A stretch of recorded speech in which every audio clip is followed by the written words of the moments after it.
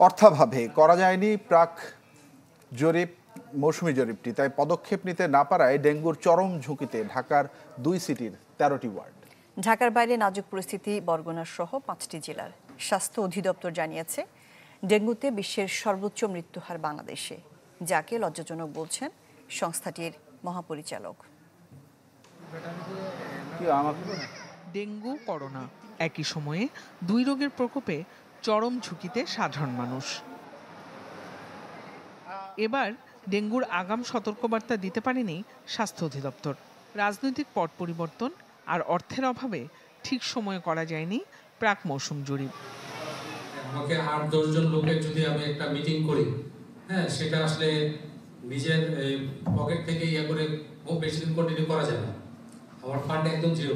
আমরা চেষ্টা করে যাচ্ছি। স্বাস্থ্য মন্ত্রণালয়ের অর্থায়নে ফেব্রুয়ারিতে ঢাকা, পরের মাসে দেশের 8টি বিভাগে জরিপ চালায় আইইডিসিআর। মাল্টি স্টোরি বিল্ডিং এর সবচেয়ে বেশি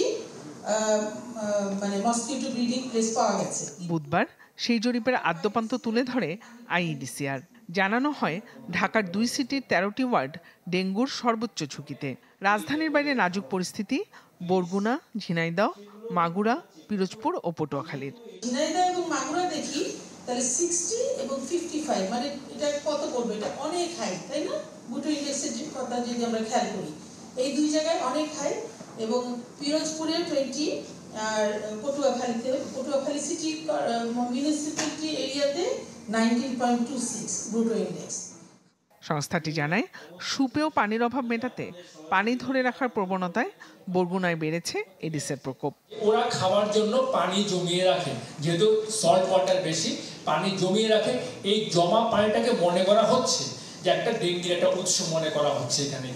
আর জিওগ্রাফিক্যালি বরগুনায় অবশ্যই অনেক ডোবানালা আছে, এটার কারণ হতে পারে।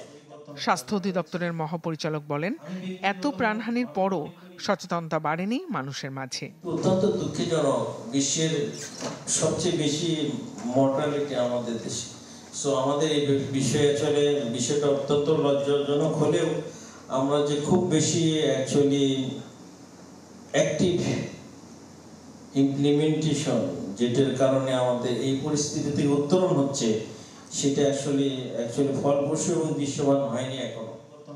জিনিয়া কবির সূচনা, চ্যানেল 24, ঢাকা।